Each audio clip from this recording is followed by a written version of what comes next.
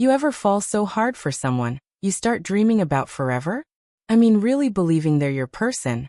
The one you want to meet families with, share holidays, build a future? That was me with Brent. First serious relationship. Heart wide open, hope sky high. But what happens when the man you think loves you just wants to use you? When your dreams turn into a nightmare painted with betrayal, humiliation, and a $3,000 Vegas weekend that changed everything. Before diving in, tell us in the comments. Where are you watching from? Drop your city below. Now buckle up and enjoy this story. Brent had this obsession with Vegas, a constant in every conversation. So for his birthday, I planned the perfect trip. Luxury suite with a fountain view, a dinner at the steakhouse he drooled over for months, and the ultimate surprise, a helicopter ride over the strip. $3,000 of my savings poured into what I hoped would be a milestone of love. But what I got was a masterclass in manipulation, public humiliation, and heartbreak. The real shock? Brent didn't tag me in a single post. That was my first clue something was horribly wrong. And then the cocktail party roast happened. I remember walking into that bar, heart pounding, ready to celebrate Brent and his best friend Seth's birthday roast. The room was buzzing with laughter, everyone happy, the kind of night you want to remember forever. Until Brent grabbed the mic and shattered my world. "This desperate woman thinks buying me fancy gifts makes her special," he said, looking right at me, his words slicing through the crowd, and through me. They laughed. At me. My stomach dropped, a wave of nausea and disbelief flooding in. My boyfriend, the man I just spent thousands on, waving my gift like a trophy, calling me an ATM, right there, in front of his friends who were recording every humiliating second. I wanted to disappear, but I couldn't. And I knew then, this wasn't just a joke gone wrong. It was the beginning of a nightmare I never saw coming. I wanted to scream, to lash out, but all that came out was a cold truth I delivered into the microphone, silencing the room. Dogs are loyal. You're the parasite, crawling back when the money stops flowing. It was the only armor I had left. And I walked out, heartbreaking in a way that left no room for hope. This story isn't just about a bad relationship. It's about betrayal, abuse, and reclaiming my power. And trust me, what happened next changed everything. So stay with me, because this isn't just my story. It might be someone you know, someone you've been. And it's about to get a lot more real and raw. Don't forget to tell us where you're watching from in the comments. Let's start this journey together. I still remember the first time I met Brent. The way his smile lit up the room, how effortless it felt to talk to him, like we'd known each other forever. For me, this wasn't just a boyfriend, it was my first real, serious relationship. The kind where you start imagining the future.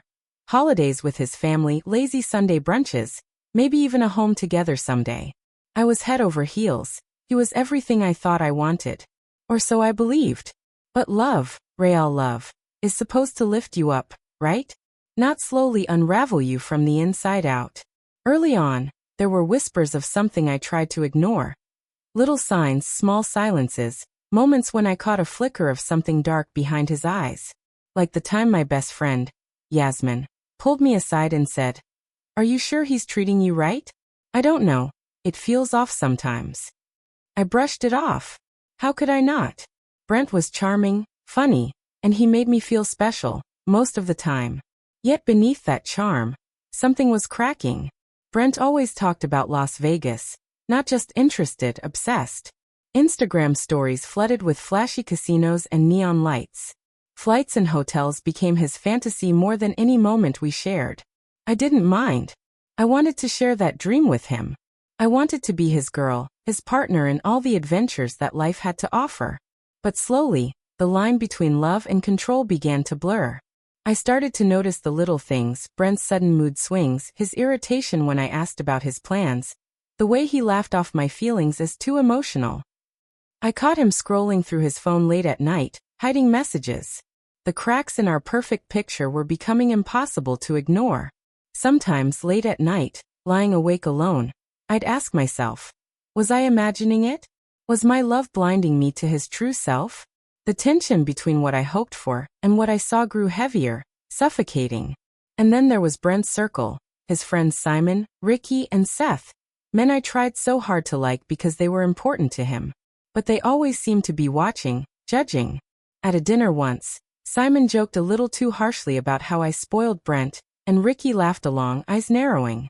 Seth always stayed neutral, but there was an undercurrent I couldn't shake, like I was the odd one out. My brother Logan saw it too. When I confided in him, his protective side kicked in instantly. "She's using you," he said bluntly. "You don't deserve this." His words stung because I wanted to believe in Brent so badly. I wanted to defend what we had, but deep down, I felt the walls closing in. That weight, the confusion, the hope, the growing fear, built up inside me as a battle between love and survival. I was caught in the storm of my own heart. And it was only the beginning. From here, everything spiraled faster. The dreams I had with Brent, the sparkling plans for his birthday weekend in Vegas. It all became a backdrop to deception and heartbreak that tested every ounce of my strength. I poured every ounce of my energy and savings into planning Brent's birthday weekend. A celebration to show him just how much he meant to me, how deeply I loved him. This wasn't just a trip. It was my way of proving that I was all in, that this relationship mattered more than anything else. I scoured the internet for every detail. The Bellagio suite with the fountain view. That was his dream, something he'd mentioned in passing more times than I could count. The steakhouse with the dry-aged beef and an absurdly expensive wine list? Booked. And then the piece de resistance. A helicopter tour over the Vegas Strip. A 20-minute flight. A dream Brent had talked about 100 times, costing $800 for the both of us. I didn't flinch because love makes you do things like this. As the trip neared, excitement bubbled inside me like a sparkling fountain, hopeful and bright. But something nagged at me, a small voice whispering doubts that I pushed aside. Brent posting about the trip nonstop on Instagram, but never tagging me in a single post. When I asked him about it, he shrugged it off, saying it was just privacy. Privacy? I tried to believe it, but the pit in my stomach grew deeper each time I saw the glowing posts with no mention of me. Like I was invisible in my own relationship. On the flight to Vegas, he was like a kid. So alive and carefree, filming every moment on his phone. And I admired that joy, I truly did. Yet, even then, a cold realization settled beneath the surface. The weekend was more about Brent's fantasy than our shared memories. Every snap, every video, every caption was his story, not ours. The first night was surreal. I watched his face light up in the luxurious suite, the bubbles in the champagne, the shimmering pool outside. But I also felt a quiet ache, an isolation amidst the champagne and neon lights. When he ordered the priciest steak without a second thought, 2 bottles of wine, and filmed everything with glee to show off on social media, I thought, this is love, right? This is how it's supposed to go. But it wasn't. Brent's joy was wrapped up in flaunting wealth and status, not connection. As I sat there, quietly soaking in the moment, I realized how little I mattered in his highlight reel. I was a backdrop to his image, not his partner. That night in the casino, the real fracture began. Watching him lose hundreds of my dollars, then ask for more, buying rounds of drinks for strangers. All on my card, I felt powerless. When I suggested we slow down, perhaps spend some time alone, he snapped, telling me I was controlling. Controlling? Because I wanted to be with my boyfriend? The man whose birthday weekend I had meticulously planned? The warning signs flashed bright. But love blurs vision. We hit the bar downtown for the roast, supposed to be a light-hearted celebration with his friends. Instead, it turned into a nightmare that would shatter me. The glimmering Vegas dream was crumbling beneath the harsh spotlight of Brent's cruel words. But I didn't know it yet. The worst was still to come.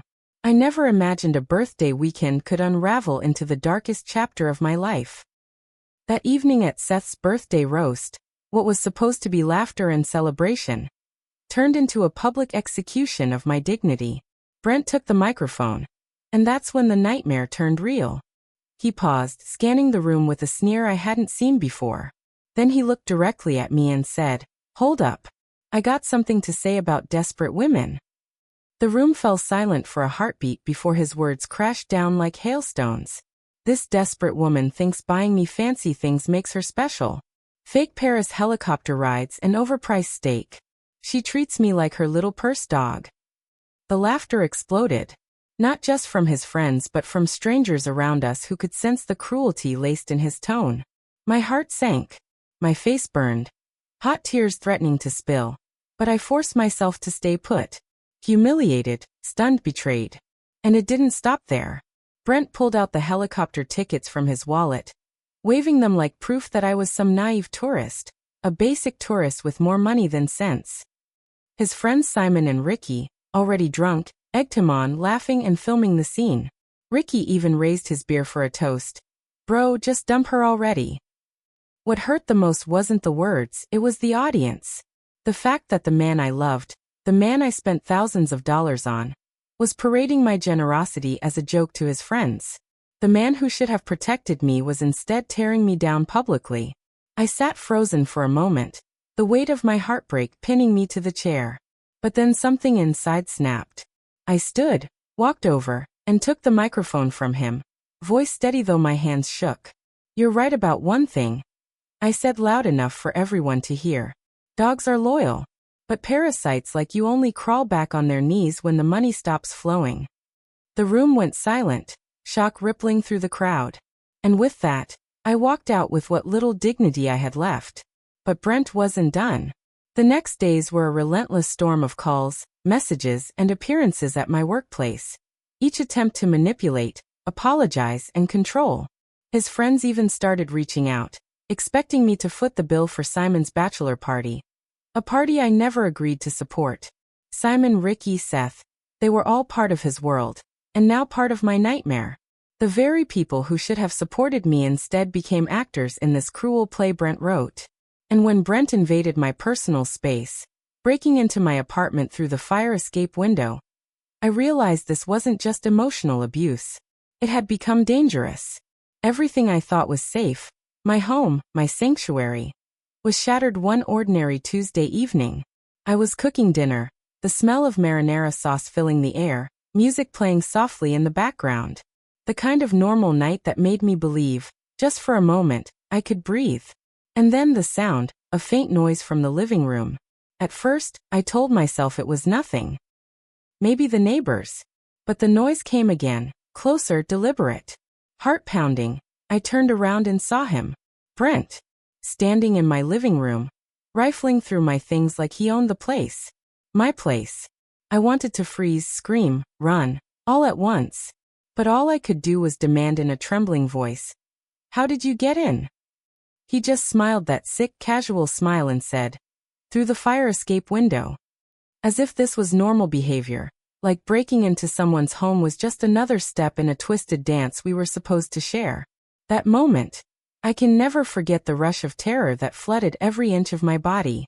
This was no longer just a broken relationship. This was violation. Fear wrapped itself around me like a suffocating blanket. I grabbed my phone, dialing the only person I felt could protect me, my brother Logan. 15 minutes later, he was pounding on my door, concern etched in every line of his face. When he saw Brent, who tried to act like this was all fine, like they were just having a conversation, his expression turned dark. Logan didn't hesitate. He told Brent to leave, firm, unyielding. Brent argued, claiming rights, claiming love, clinging to words that meant nothing anymore. Logan didn't back down. And with strong hands, he pushed Brent out, warning him if he ever came near again, there would be consequences, legal ones. For a moment, I felt a flicker of relief. My home was mine again. But the damage was done. My sense of safety, my peace was shattered. Living in fear became the new normal. I looked over my shoulder every time someone knocked. Every unexpected noise sent my heart racing. And Brent's harassment didn't stop. He showed up at my office, left voicemail apologies thick with manipulation, and worse, his friends Simon and Ricky started to call and text incessantly, trying to pressure me into paying for Simon's bachelor party, a commitment I never made.